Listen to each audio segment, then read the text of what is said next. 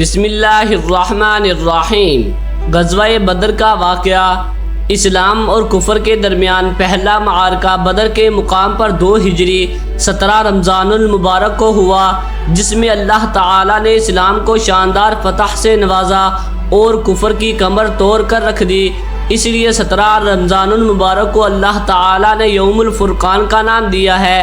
یہ روئے زمین کی پہلی جنگ تھی جو اسلحہ اور ظاہری مال و اسباب کے بجائے اللہ پر کامل ایمان اور ایقان کی بنیاد پر لڑی گئی۔ بدر مکہ اور مدینہ سے شام جانے والے تجارتی قافلوں کی گزرگاہ پر ایک چھوٹا سا گاؤں تھا۔ میدان بدر مدینہ منورہ سے قریباً 80 اور مکہ سے 220 میل کے فاصلے پر تھا۔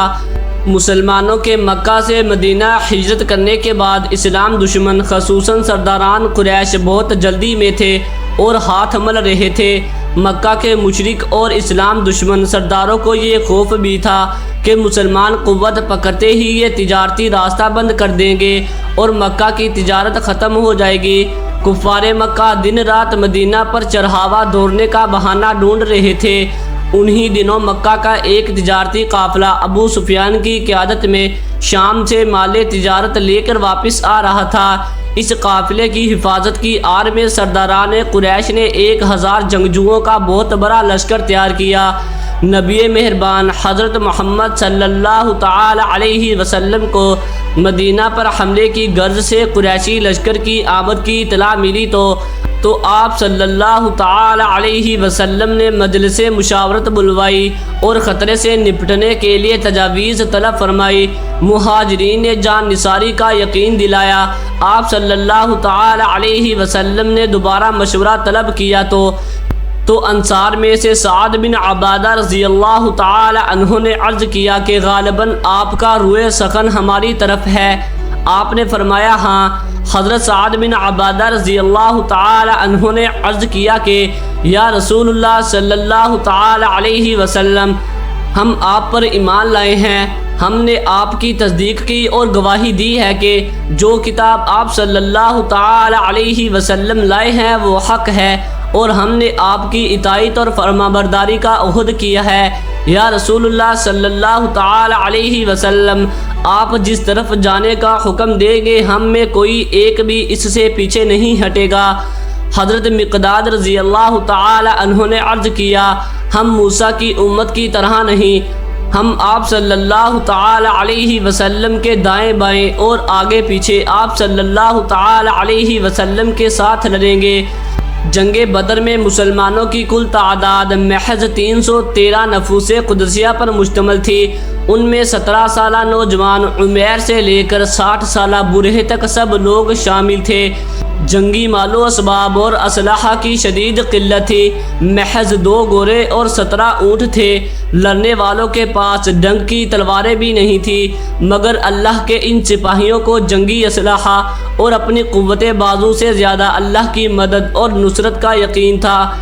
جنگ بدر کا عجیب منظر تھا کہ بھائی بھائی کے خلاف باپ بیٹے اور بیٹا باپ کے خلاف بھانجا ماموں اور چچا بھتیجے کے خلاف نبرد آزما تھا۔ حضرت ابو عبیدہ رضی اللہ تعالی عنہ نے اپنے والد جراح کو، عمر فاروق نے اپنے ماموں عاص بن ہشام کو، مصعب رضی اللہ تعالی عنہ نے اپنے بھائی عبید کو، اور اسی طرح بہت سے صحابہ نے اپنے قریبی رشتہ داروں کو اپنے ہاتھوں سے قتل کر کے غیرت اسلامی اور محبت نبوی کا بے مثال مظاہرہ کیا۔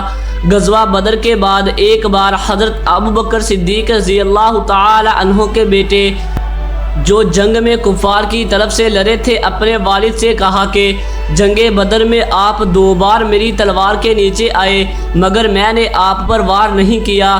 حضرت ابوبکر صدیق رضی اللہ تعالی عنہ نے کہا کہ بیٹا، اگر تو ایک بار بھی میری تلوار کے نیچے آ جاتا با خدا میں اپنا ہاتھ نہ روکتا۔ غزوہ بدر میں ابو جہل، عتبہ اور شیبہ سمیت کفار کے بڑے بڑے نامور سردار مارے گئے۔ کفار کے لشکر کے 70 لوگ تحتیگ ہوئے اور 17 کو قیدی بنا لیا گیا۔ کفر کے غرور اور تکبر کو اللہ تعالی نے ہمیشہ کے لیے خاک میں ملا دیا۔ اسلامی لشکر کے 14 سپاہی شہید ہوئے۔ اللہ تعالی نے مسلمانوں کے ساتھ فتح و نصرت کا جو وعدہ فرمایا تھا وہ پورا ہو گیا۔ ابو جہل اور دیگر قریشی سرداروں نے مکہ سے روانہ ہونے سے پہلے خانہ کعبہ کا غلاف پکڑ کر دعا کی تھی کہ خدایا دونوں گروہوں میں سے جو بہتر ہے اس کو فتح عطا کر اور جو ظلم کے راستے پر ہوا اسے تباہ کر۔ چنانچہ غزوہ بدر میں اللہ تعالی نے اپنا فیصلہ فرما دیا کہ کون حق ہے اور کون باطل پر۔ اسلامی اخوت کا دلوں پر اس قدر غلبہ تھا کہ انصار اور مہاجرین ایک دوسرے کو اپنا بھائی اور اپنے غیر مسلم رشتہ داروں کو اپنا دشمن سمجھتے تھے۔ جب قیدی پکڑے جا رہے تھے تو حضرت مصعب بن عمیر رضی اللہ تعالی عنہ کے ایک بھائی ابو عزیز جو کفار کی طرف سے لڑ رہے تھے، ان کو ایک صحابی رضی اللہ تعالی عنہ نے پکڑا۔ حضرت مصعب بن عمیر رضی اللہ تعالی عنہ نے کہا کہ اس کی مشکیں ذرا کس کر باندھنا، اس کے ماں باپ بہت مالدار ہیں، اچھا فدیہ مل جائے گا۔ اس پر قیدی نے کہا کہ کچھ شرم کرو، میں تمہارا سگا بھائی ہوں، تم میری مدد کرنے کی بجائے میرے دشمن کو سختی سے باندھنے کا مشورہ دے رہے ہو۔ اس پر حضرت مصعب بن عمیر رضی اللہ تعالی عنہ نے کہا کہ میرے بھائی تم نہیں، اس وقت میرا بھائی وہ ہے جو تمہیں باندھ رہا ہے۔ قیدیوں کے بارے میں مشاورت ہوئی۔ حضرت عمر فاروق رضی اللہ تعالی عنہ نے مشورہ دیا کہ ان قیدیوں کو قتل کر دیا جائے اور ہر مسلمان اپنے قریبی رشتہ داروں کو خود قتل کرے۔ حضرت ابوبکر صدیق رضی اللہ تعالی عنہ نے مشورہ دیا کہ تعلیم یافتہ قیدیوں سے 10 ان پر مسلمانوں کو لکھنا پڑھنا سکھانے کا معاہدہ کیا جائے اور دیگر قیدیوں سے 1000 سے لے کر 4000 درہم تک یا حسب استطاعت فدیہ لے کر چھوڑ دیا جائے۔ حضور صلی اللہ تعالی علیہ وسلم نے دوسری تجویز کو پسند فرمایا۔ حضور صلی اللہ تعالی علیہ وسلم چاہتے تھے کہ قیدی صحابہ کرام رضی اللہ تعالی عنہ کے ساتھ وقت گزاریں گے تو انہیں اسلام کے متعلق جاننے کا موقع ملے گا، اسلام کی حقانیت اور صحابہ رضی اللہ تعالی عنہ کے حسن سلوک سے متاثر ہو کر ان قیدیوں میں سے اکثر نے اسلام قبول کر لیا۔ حق و باطل کے اس پہلے معرکہ میں اسلام کی شاندار فتح نے مسلمانوں کو عرب کی ایک عظیم قوت بنا دیا۔ عرب اور عرب سے باہر دور و نزدیک اس جنگ کے چرچے ہونے لگے۔ چھوٹے قبائل جو پہلے اسلام قبول کرنے سے ڈرتے اور کفار مکہ سے خوف زدہ تھے، انہوں نے کھل کر مسلمانوں کی حمایت شروع کر دی اور لوگ جو قدر جوک اسلام میں داخل ہونے لگے۔ بدر کے معرکہ سے پہلے اسلام ایک مذہب اور دین تھا، مگر بدر کے بعد وہ خود ریاست بن گیا۔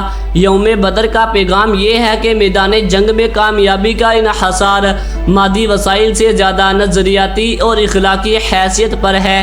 بدر میں یہ ثابت ہو گیا کہ امت جب ایمان اور یقین کے ساتھ آگے بڑھتی ہے تو اللہ کی نصرت اس کے ساتھ ہوتی ہے۔